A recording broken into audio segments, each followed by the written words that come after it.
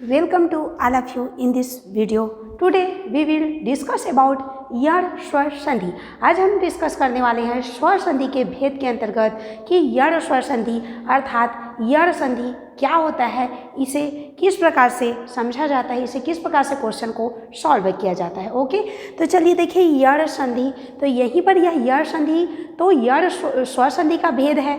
ठीक है, तो स्वर संधि के भेद होने के कारण दो स्वर वर्ण आपस में मिलेंगे। तो अब यड़ का नियम देख लेते हैं। तो यहीं पर हम लोगों को देखने की जरूरत है। देखिए या आ रहा है। ओके, तो इसी से हम नियम को बनाएंगे कि किस प्रकार से इसका नियम होता है। जैसे इसका नियम देख लेते हैं, यही उसका अर्थ है, यही उसका परिभाषा होगा। तो जब, ठीक है, इसमें तो दो स्वर वर्ण आपस में मिलेंगे। तो देखिए जब ई के बाद आ आए तो या हो जाता है, ई के बाद आ आए तो या हो जाता है, ऊ के बाद आ आए तो वा हो जाता है, और री के बाद आ आए तो वा हो जाता है।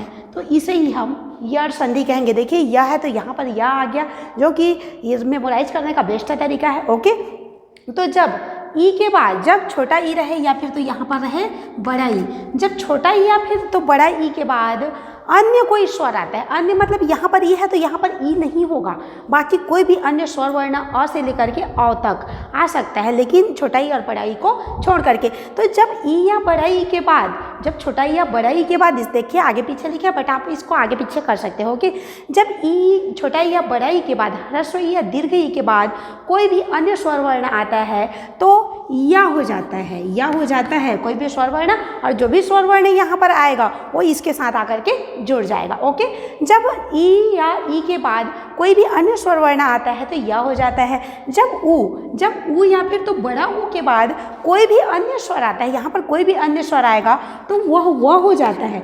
और जब उसके बाद देखिए री के बाद कोई भी अन्य स्वर वर्ण आता है तो रा हो जाता है। तो इसे ही यड़ संधि कहा जाता है। जब छोटा ई हो या बड़ा ई हो, यहाँ पर छोटा हो या बड़ा ऊ होगा यहाँ पर, और यहाँ पर री या फिर तो बड़ा ई बोले, या हिंदी में ओनली री भी बोल सकती हैं आप।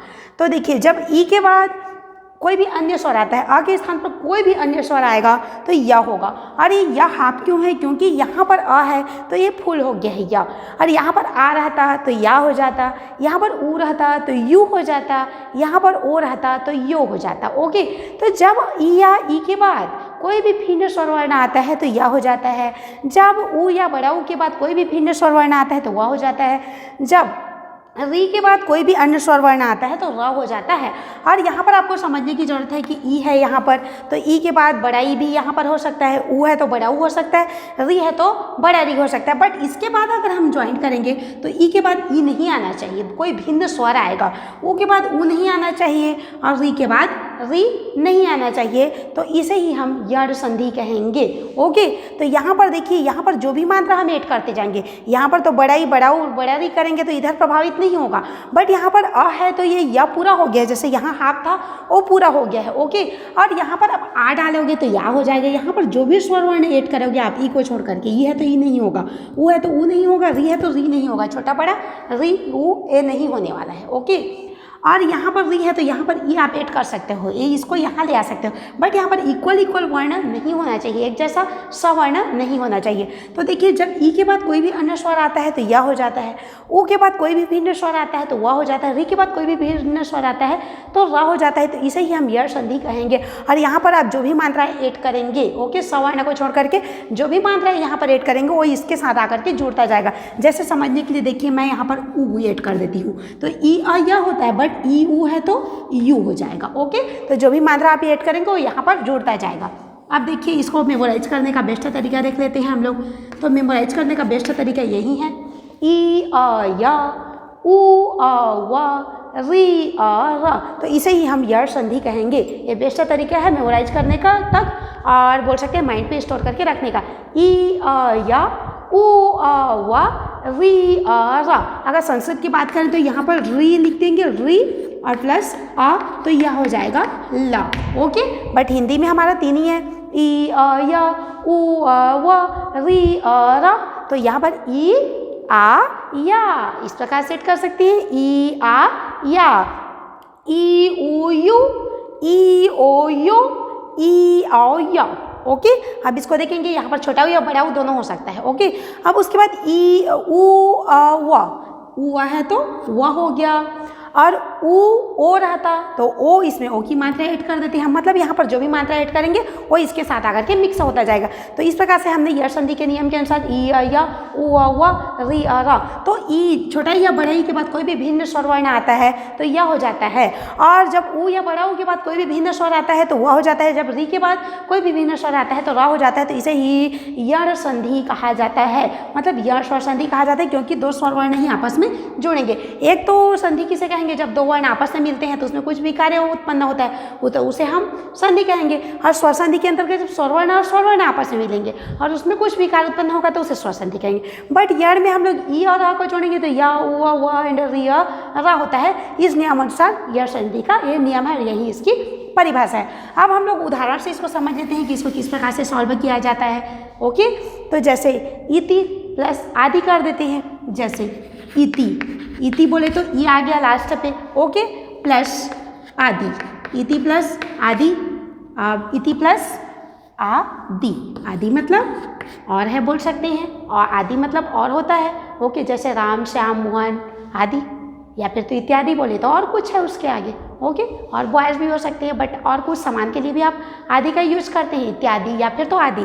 और इति मतलब होता है इस प्रकार से, द इंड के लिए भी हम इति इस प्रकार से ऐड कर सकते हैं। ओके, तो यहाँ पर देखिए ई का ई हो गया प्लस ता प्लस ई, ता प्लस ई, देखिए हमारा ई यहाँ पर आ गया है।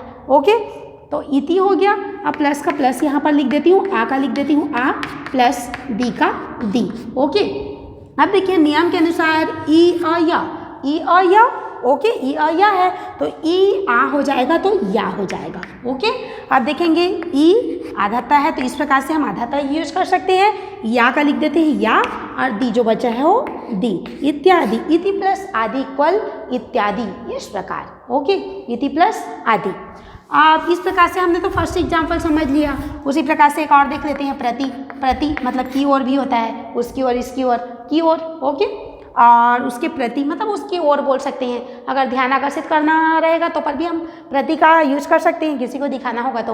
ओके, अब यहाँ पर देखिए एकम मतलब होता है एक, प्रति प्लस एक भी यूज कर सकते हो, प्रत्येक। ओके, या फिर तो एकम भी, जैसे प्रति प्लस एक। अब यहाँ के पर देखिए प्र का प्र हो गया प्लस त प्लस छोटा ई प्लस ए प्लस क। यहाँ पर देखिए एक का लिखा हुआ है एक, और प्र का प्र हो गया, त में छोटी की मात्रा ती। अब हमारा नियम कहता है कि ई अ या, ओके, ई अ या होता है तो ई ए है तो यह हो जाएगा ए। ओके, जो भी मात्रा है यहाँ पर, जो भी मात्रा रहेगा उसके साथ हम ऐड कर देंगे। ओके, अब देखेंगे प्र और त आधाता है तो इसी प्रकार से आधाता हो गया, और ए का ए और कम क का क। ओके, प्रति प्लस एक इक्वल प्रत्येक, प्रति प्लस एकम इक्वल प्रत्येकम। ओके, अब देखिए उ अ व के एग्जाम्पल से हम लोग देख लेते हैं कि उ और अ व किस प्रकार से होता है। जब छोटा ऊ या बड़ा ऊ के बाद कोई भी भिन्न स्वर आता है तो व हो जाता है, और यहाँ पर जो भी मात्राएं रहेगी वो इसके साथ ऐड हो जाएगी। ओके, ये हाफ अक्षर रहेगा, बट यहाँ पर जो भी मात्रा है, जैसे अ जुड़ा तो ये फूल हो गया, उसी प्रकार से जो भी मात्रा है वो यहाँ पर ऐड होती जाएगी। जैसे देख लेते हैं गुरु बोले तो वहीं गुरु वाला, आचार्य वाला, ठीक है, जो शिक्षा देता है, प्लस आदेश, गुरु प्लस आदेश, किसका आदेश, गुरु का आदेश। अब इसको हम लोग संधि बनाएंगे यण संधि के नियमानुसार। तो यहाँ पर देखिए गु का गु लिख देती हूँ मैं, ग प्लस उ आप भी ऐड कर सकते हो, बट हमको जहाँ पर जरूरत है उसको डिसाइड करेंगे ज़्यादा। यहाँ पर जैसे गु का गु हो गया, फिर रा हाफ हो गया, प्लस छोटा ऊ हो गया, प्लस आगे देखेंगे आ प्लस देश का एक साथ लिख देती हूँ देश, क्योंकि हम लोगों को यही पर की ज़्यादा ज़रूरत है। देखिए उ आ वा होता है नियम के अनुसार, उ आ वा, बट उ आ तो वा हो जाएगा। ओके, आप देखेंगे गु, और देखिए आप देखिए रा वा, तो देखिए रा का रा लिख देती हूँ, ओके, वा का वा, और देश बचा है उसको लिख देते हैं देश। तो यह हो गया गुरुआदेश। अब इसको हम लोग अच्छे से व्याकरणिक दृष्टि से लिखेंगे तो देखिए ये रा को हम लोग वा के ऊपर मेट कर देंगे, तो इस प्रकार से हो गया गुरुआदेश, इसके पॉप हटा देंगे तो गुरु प्लस आदेश इक्वल गुरुआदेश, गुरु का आदेश। ओके, तो इस प्रकार से अगर हम उसको ज्वाइन करते हैं संधि के अंतर्गत तो वो जो भाषा है वो स्पष्ट लगती है, अच्छी लगती है, और उच्चारण की दृष्टि से भी वह बेस्ट होती है। ओके, हम कम समय में अच्छे से उच्चारण करके अपनी भावनाओं को प्रदर्शित कर सकते हैं। ओके, आप देखेंगे री और री और। इस एग्जाम्पल को देख लेते हैं कि किस प्रकार से री के बाद आ आता है तो रा हो जाता है, और री के बाद आ आएगा तो रा हो जाएगा, री के बाद ए आएगा तो रे हो जाएगा, इस प्रकार से। ओके, तो जैसे देखते हैं पितृ, री आ गया लास्ट में, प्लस आदेश।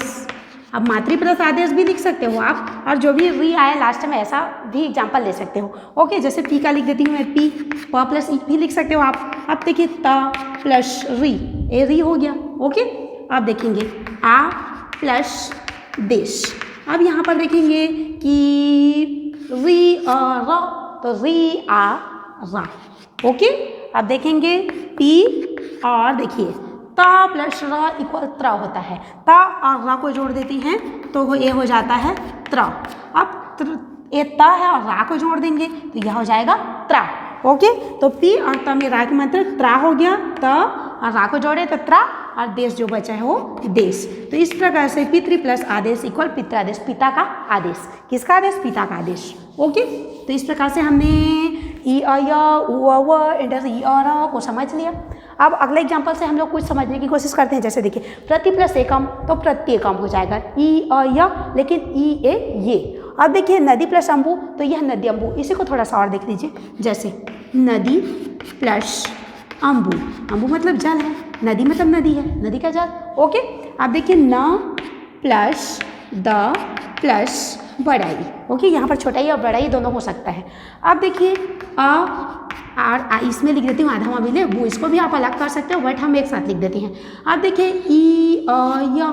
ओके, हम लोगों के नियम के अनुसार ई अ या होता है, तो यह हो गया या, ई अ या, चाहे बड़ा ही हो या छोटा ही हो, उसके बाद आ आए तो या होता है। कोई भी अन्य स्वर आए तो यहाँ पर ओ ऐड हो जाता है, बट सवर्ण नहीं होना चाहिए।